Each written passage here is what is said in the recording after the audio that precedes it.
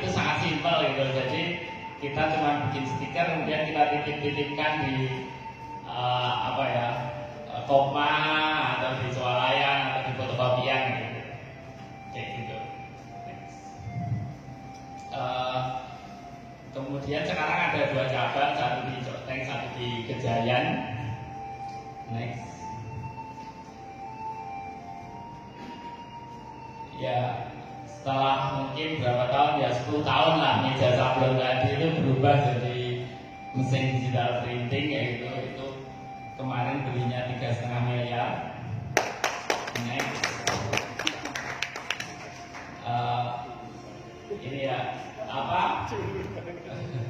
di dalam perjalanannya tahun 2012 waktu kita bikin cabang di Gejayan, yaitu punya cita-cita bahwa dulu, ini cerita sekaligus nih, tahun 2012 kita bikin ini.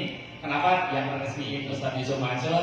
Karena kita ada cerita tahun 2006-2007 mangrove pernah jatuh yang pertama. Jatuh yang pertama kenapa? Dulu kita tidak mengantisipasi perubahan bisnis lah gitu. Jadi dulu waktu tahun itu kita punya bisnis tuh bikin kaleng. Waktu itu dapat uang 1 hari 5 juta bersih kayak gitu. Kemudian ngerasa bahwa bisnisnya ini bisnis enak banget, modalnya sedikit, untungnya itu gede kayak gitu.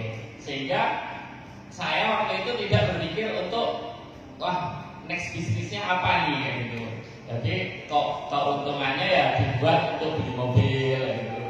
Terus mewujudkan impian yang nggak jelas lah kayak gitu. Misalnya pokoknya mobilnya aja lah.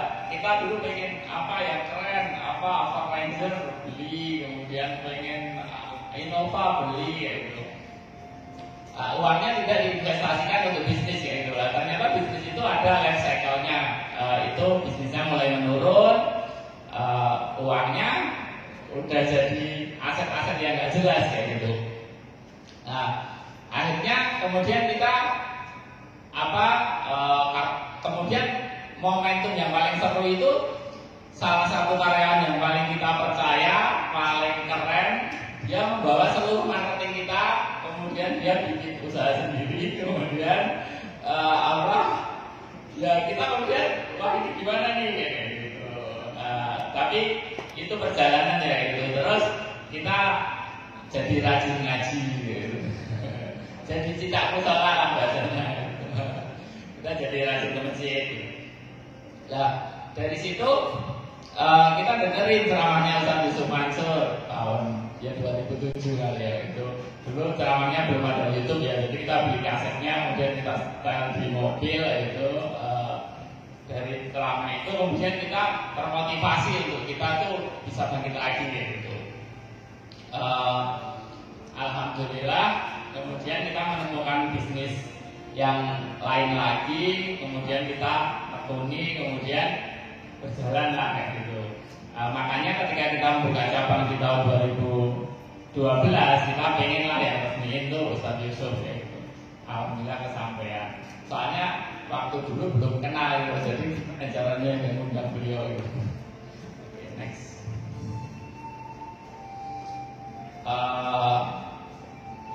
Ini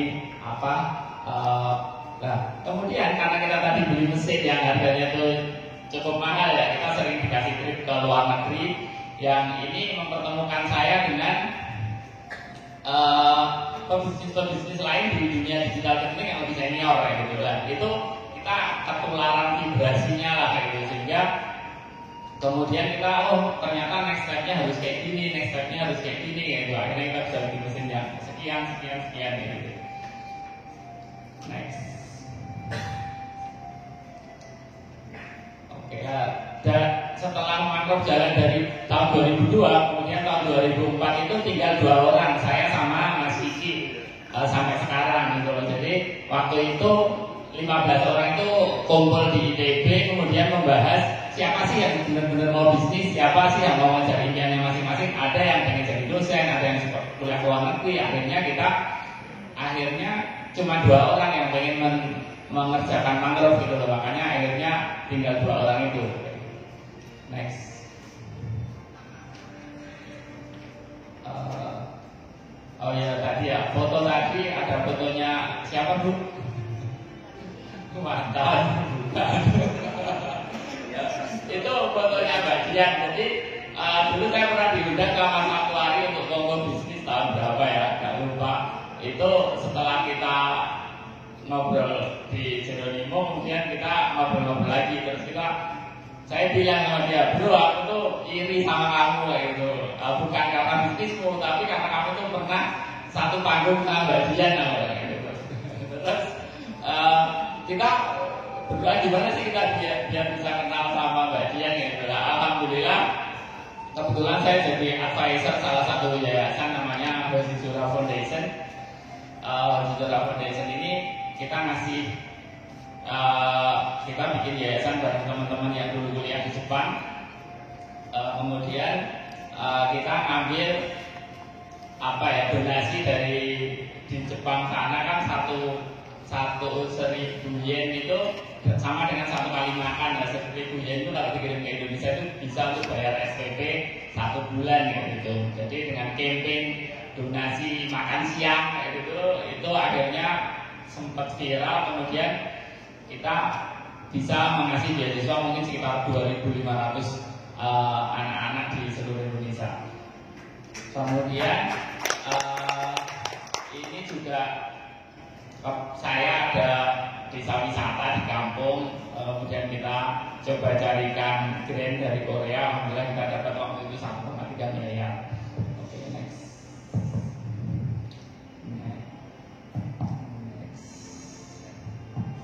Ya, kalau mau nanya lagi bahwa semua itu kan prosesnya dari awal ya gitu. Orang tuh kadang melihat tuh setelah di atas saja gitu. Kemudian kita pengen jujur juga di atas saja gitu.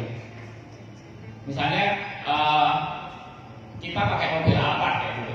Kemudian orang lihat dipikir itu mobil pertama kita tuh Alphard gitu. Padahal mobil pertama kita itu kayak Sunyil misalnya gitu. Atau Hijet lah misalnya gitu. Nah, itu ini juga ya gitu. Jadi saya memang udah belajar mencari uang sendiri itu sejak kelas 4 SD gitu. Saya dulu jualan cepluan.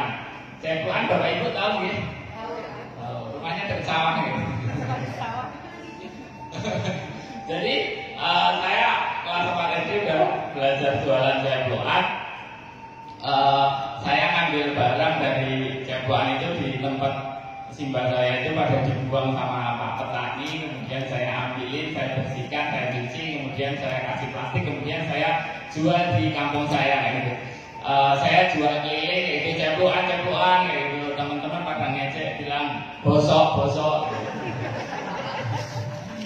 Terus di situ saya merasakan kebahagiaan ketika saya mendapatkan uang 200 rupiah, 300 rupiah, 1000 rupiah. Oh gini loh caranya mendapatkan uang dengan dari kita kerja sendiri ya gitu.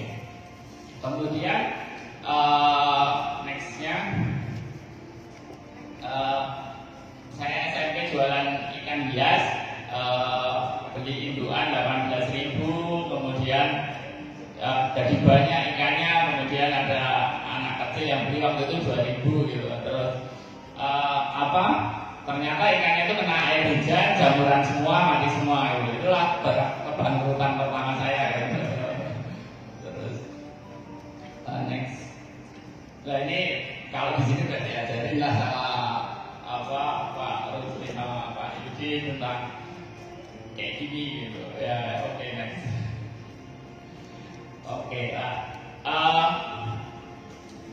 gimana apa sih value-value yang dipegang sama mangrove kayak gitu? Ini dari ilmunya Ustaz Yusuf Mansur ya. Jadi dream, play, and action kayak gitu.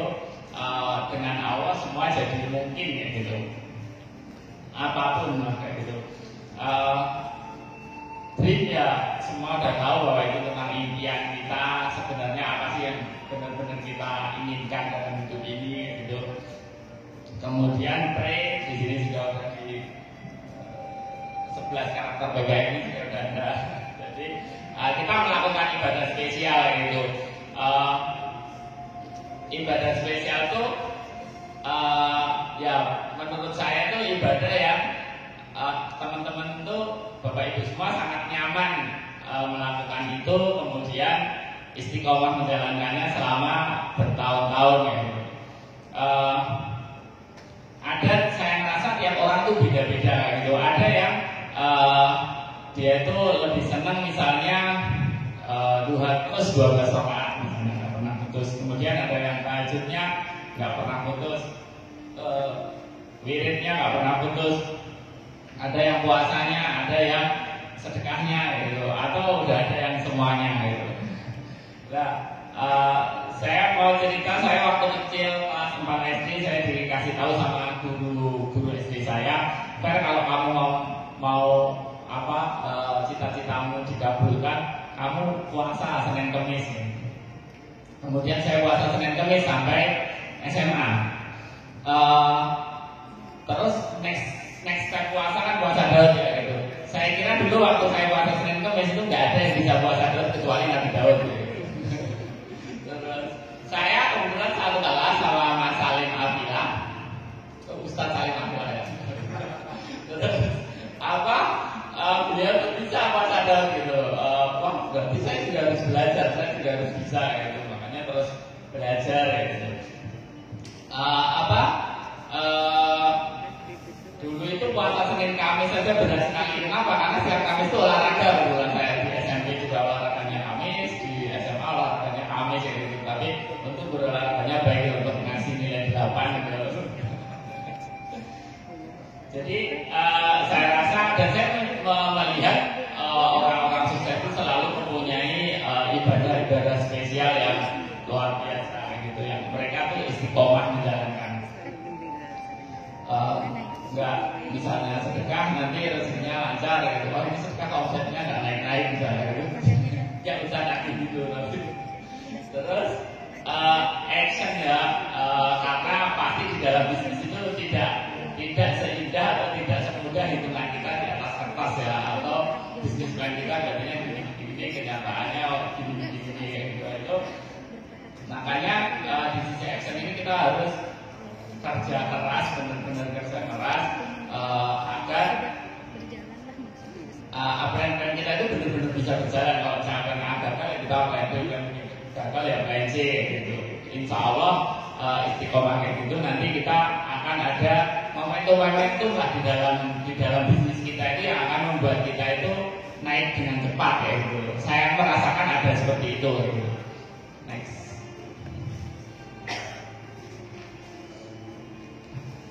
Ya kalau kita ngomongin krisis ini ya kayak gitu, kebetulan karena Makruf itu usianya udah hampir 20 tahun, kita ngerasain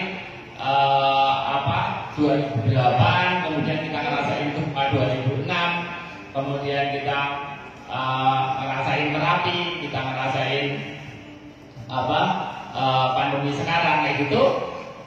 Sebenarnya itu sama, ada sesuatu di luar kendali kita yang akhirnya membuat bisnis kita itu terkena dampak. Contohnya gempa 2006. Dulu waktu itu kita salah satu usahanya itu jualan stiker kayak gitu. Kalau yang di Jogja, di Bantul, workshop kita juga kena gempa, juga kebanjiran dan lain-lain kayak gitu. Tapi bisnisnya tetap jalan. Kenapa? Karena kebetulan kita punya tempat penitipan stiker itu di luar Jogja. Ada yang di Malang, di Surabaya, di Bekasi, di Lampung kayak gitu. Yang ketika kita tagih itu mereka simpati juga gitu. Jadi yang biasanya nggak bayar, mereka bayar. Jadi cash flow-nya tetap bagus gitu. Terus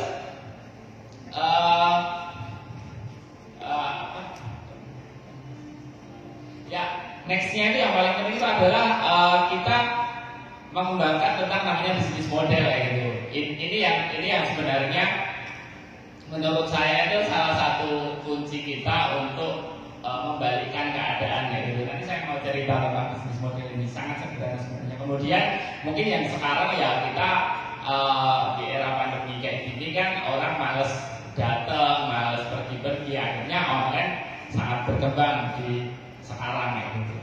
Ya kemarin udah berkembang, ditambah pandemi jadi tambah Next, mungkin intinya ini sama lah. Jadi saya ada teman namanya Pak Tri, Pak Disinggol, dia punya akun ini Jogja Update. Tapi ini zaman Twitter dulu ya. Ini sebagai contoh aja bahwa membuat akun ini tuh gratis apa bayar? Gratis kan ya. Seperti kita bikin akun Facebook, akun Instagram gitu.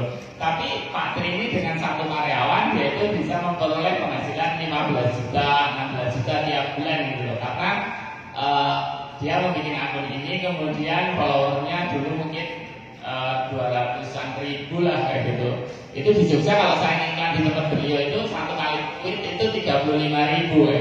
Dan dia tuh bukan orang bodoh ya, jadi nggak mau cuma paketnya satu kali, dia minimal 10 kali gitu, 350.000. Dan walaupun saya teman dekatnya, saya kirim apa yang saya kirim kontennya, kalau nggak ditransfer nggak bakalan itu ditayangkan gitu. Jadi saya harus transfer dulu kayak gitu. Itu enak banget bisnisnya. Next. Nah, saya cerita tentang bisnis model ya. Jadi saya punya salah satu website ini namanya kursuskorper.com. Ada yang tahu korper itu apa? Harus dijelasin. Jadi korper itu adalah semacam mesin bubut lah kayak gitu. Untuk kalau kita punya motor, kemudian motornya udah keluar asapnya, itu pistonnya harus dibesarin. Nah, alat untuk besarin rumah pistonnya itu mesin korper namanya gitu. Ini memang pasarnya kayak niche gitu, maksudnya itu sedikit gitu. Tapi awalnya ini ceritanya ada orang yang sudah agak sepuh gitu, yang akhirnya sekarang ngajar di sini itu minta pekerjaan ke saya. Jadi Mas Ferry, saya di tempat kerja lama itu udah udah nggak dipakai lah kayak gitu. Terus saya minta pekerjaan dong kayak gitu. Waduh, ngasih kerjaan apa gitu? Simbahnya apa ininya, keahliannya kayak gitu. Saya dulu jadi operator mesin kotor udah 20 tahun gitu. Oke, gitu. Saya akan ngasih mesin, saya akan ngasih tempat, tapi kita udah biasa aja dan gitu seminggu dapat berapa? 50% kayak gitu.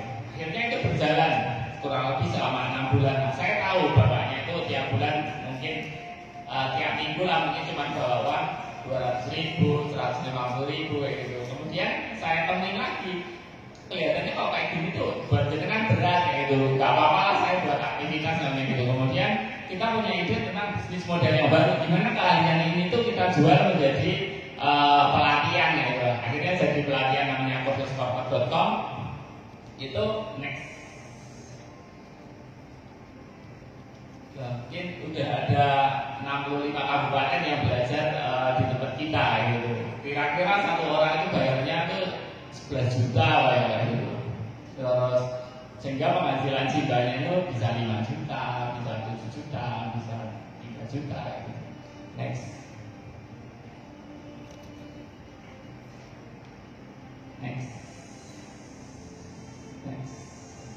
Ya, oke. Nah, jadi tadi ya, bahwa nanti di dalam bisnis kita itu kalau kita istiqomah akan ada momentum-momentum semacam proyek atau orderan yang nilainya itu fantastis kayak gitu loh. Jadi tahun berapa ya? Tahun 2013 sampai 2014 lah gitu. Saya silaturahmi ke teman saya. Teman saya ini salah satu pimpinan percetakan di Jawa Tengah. Kebetulan kita ketemunya di Jerman. Kemudian kemudian saya silaturahmi ke rumah, bawa ayam ingkung. Salah satu saya kita ngobrol. Kemudian dia nanya, Fer, mangrove itu bisa bikin apa? Ya bisa bikin banner, bisa bikin stiker dan gitu. Terus selisih 1 minggu dia telepon saya, Fer, saya tolong diberi banner 5x2 untuk acara di UGM, tapi 3 jam gaji ya. Oh iya Pak, siap. Saya telepon kantor, kemudian jadi dikirim. Setelah itu dia telepon lagi, Fer, saya ada orderan banner, jumlahnya itu 250.000 pieces, nilainya kurang lebih 2,5 miliar gitu. Dikerjakan ya nanti 1 bulan atau 1,5